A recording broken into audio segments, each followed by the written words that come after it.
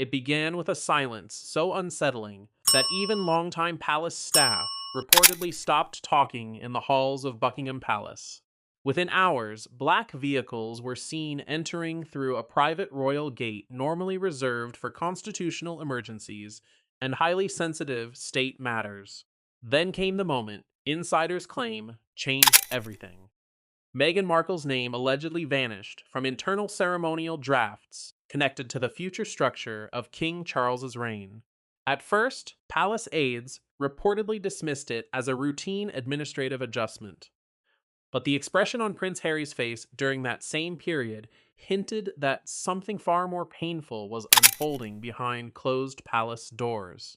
Before we go deeper into what this could mean for the royal family, make sure to subscribe so you never miss an update. For years, stories of division within the House of Windsor drifted through British media like smoke that never fully disappeared. But this time, according to royal commentators and insiders, the atmosphere felt far more serious. This was no longer a dispute over public appearances, protocol, or headlines. Something much more permanent appeared to be taking shape behind the scenes. Staff members who normally worked with calm efficiency were suddenly placed under unusual restrictions. Reports suggest palace aides were quietly instructed not to discuss revised succession era planning documents, even with senior departments. That level of secrecy reportedly alarmed veteran officials who had witnessed decades of royal turbulence without ever seeing internal communication controlled so aggressively. At the center of the situation was an emergency style meeting allegedly held between King Charles III, Prince William, Princess Anne, and senior constitutional advisors. Different accounts described the atmosphere as tense, cold, and emotionally draining. Sources close to palace administrative circles claimed the discussion focused on the long term stability of the monarchy during a period already overshadowed by the king's ongoing health concerns. Insiders whisper that recent months forced senior royals to confront difficult questions they once believed could be postponed for years. And somewhere within those conversations, Meghan Markle's future role within the institution reportedly became impossible to avoid. Then came the detail that shocked royal observers across Britain. According to media insiders, Meghan's name had allegedly been removed from updated ceremonial references connected to the future structure of King Charles's reign. To the public, it may have seemed insignificant, a routine edit, or a simple revision. But inside palace walls, where symbolism carries enormous importance, insiders claimed the omission spoke louder than any public statement ever could, ingered just about appearances. It was about status, permanence, and royal legacy. Prince Harry, according to various reports, was later informed of what sources described as irreversible institutional decisions. No official explanation was released publicly, yet royal commentators immediately noticed a dramatic shift in tone surrounding future palace planning discussions. Some interpreted it as the monarchy quietly drawing a firm line between active working royals and those now viewed as existing outside the institution altogether. Others saw it as the final consequence of years of deteriorating trust following interviews, documentaries, memoirs, and increasingly public family fractures that reportedly pushed the monarchy to a dangerous breaking point. What made the situation even more chilling was the belief among insiders that King Charles's declining health had accelerated decisions that otherwise might have remained unresolved for years. According to whispers circulating through constitutional circles, the palace could no longer afford uncertainty surrounding the monarchy's future image and stability. And as senior royals allegedly moved to secure that future, one painful reality slowly became impossible to ignore. Meghan Markle's place within the next chapter of royal life appeared to be fading in real time, but Meghan's reported removal from the future shape of the monarchy was only the surface of a much larger operation unfolding quietly behind palace walls. Long before headlines exploded across international media, There were allegedly growing fears within the institution that the monarchy itself was entering dangerous territory. What began as tensions following the Sussex departure reportedly evolved into something senior royals viewed as a direct threat to the crown's long term stability. And according to several palace observers, the concern was no longer personal, it had become constitutional. When Prince Harry and Meghan Markle stepped back from royal duties, the palace initially tried to present the split as a painful but manageable family matter. Carefully worded statements spoke of affection, continued support, and respect. But behind that polished public image, insiders suggest something colder had already begun taking shape. Trust, once damaged, was no longer simply wounded. It was being measured, examined, and quietly monitored by those who understood that monarchy survives not through emotion, but through discipline. Then came the interviews. After that arrived the documentaries, media projects, memoir revelations, and repeated public accusations that reopened wounds the palace had desperately tried to close. Each new disclosure reportedly deepened fears that private family matters could no longer remain private. To senior courtiers, this was not just embarrassing, it was dangerous exposure. An exposure inside an institution built upon silence, restraint, and controlled mystery can feel like an attack on the structure itself. Princess Anne, according to long standing palace whispers, recognized the danger earlier than most.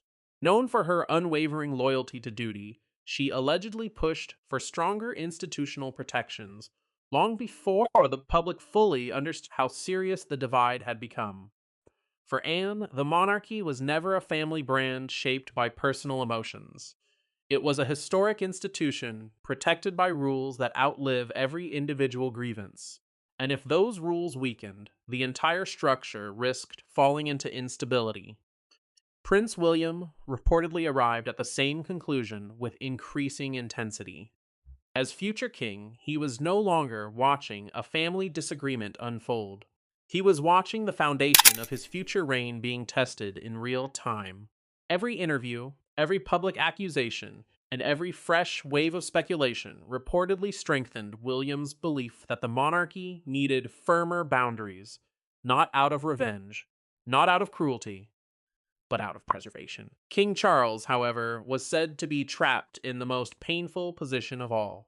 A father torn between love for his son and responsibility to an institution he had waited a lifetime to lead.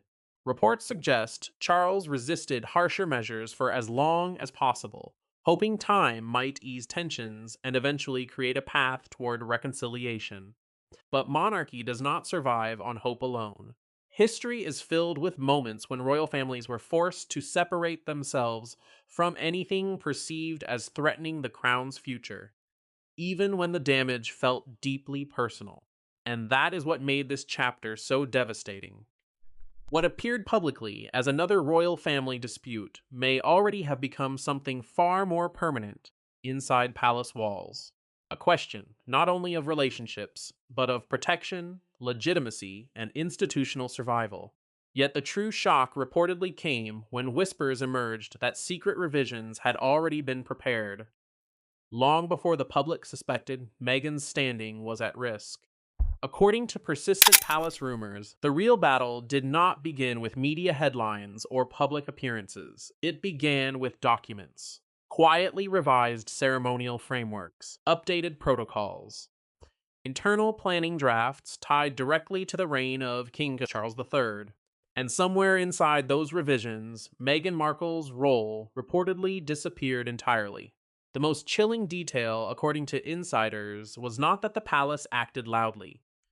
It was that it acted quietly, no public confrontation, no dramatic announcement, no official statement designed to ignite headlines.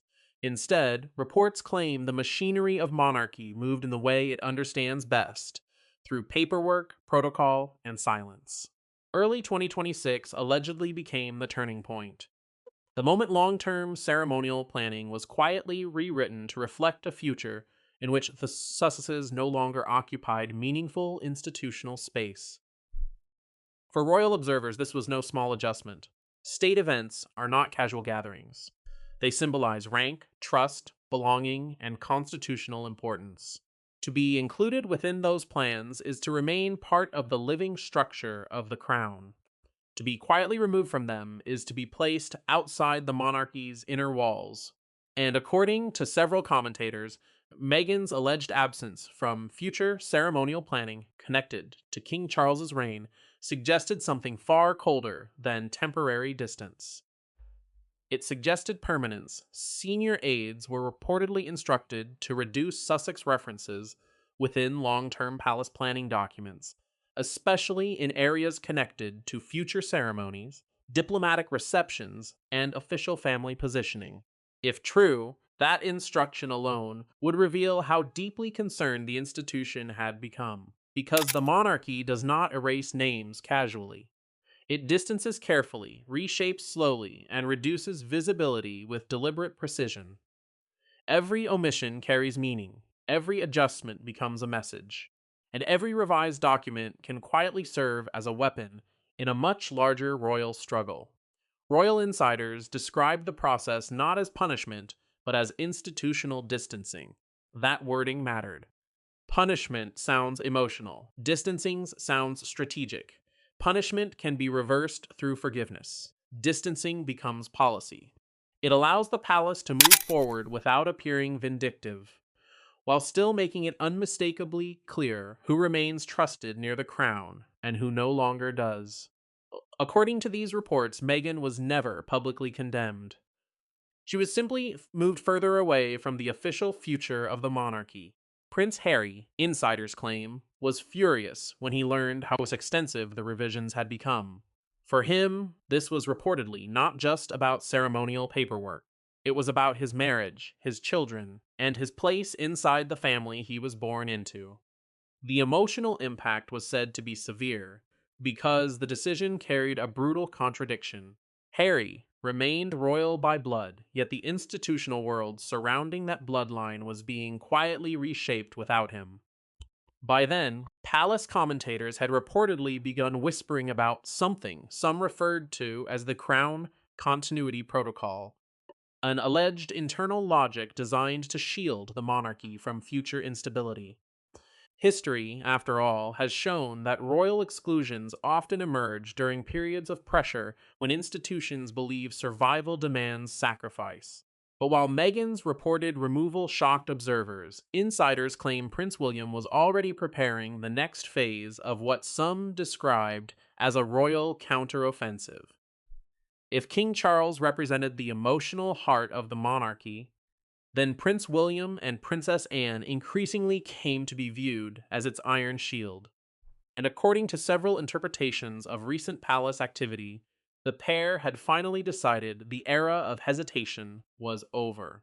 What followed, sources suggest, was a cold and calculated restructuring of royal influence unlike anything seen in years. Princess Anne's role, according to palace whispers, was never loud or theatrical. It was disciplined, precise, and uncompromising. For decades, Anne had been viewed as one of the few senior royals who truly understood that monarchy survives through service, rather than spectacle. And when the Sussex crisis reportedly began threatening the future image of the crown, Anne allegedly became one of the strongest voices pushing for institutional preservation, not revenge, not public humiliation, protection. Prince William, meanwhile, reportedly approached the matter from a different but equally firm perspective. As heir, he was no longer thinking only as a brother hurt by family conflict. He was thinking as the future king, watching public trust become the monarchy's most fragile asset. Reports suggest William believed the palace could no longer operate with blurred boundaries, uncertain access, and emotional exceptions that might later weaken the institution he would inherit.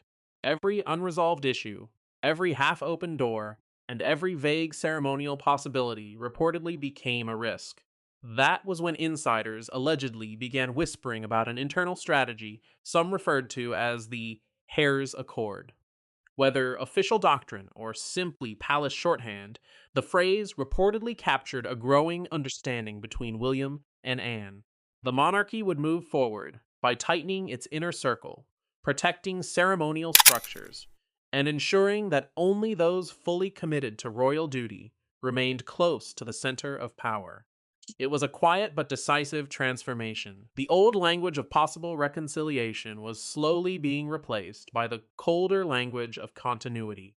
Palace staff were reportedly instructed to reorganize future event structures around working royals only, leaving increasingly little room for Sussex participation in major symbolic occasions. Invitations, seating plans, diplomatic expectations, and ceremonial references were allegedly reviewed with stricter discipline than ever before.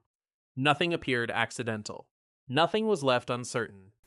Meghan's absence, once viewed as temporary speculation, reportedly became part of a wider strategy designed to make the monarchy appear controlled, stable, and untouchable. For Harry, this reportedly made every attempt at reconciliation even more painful.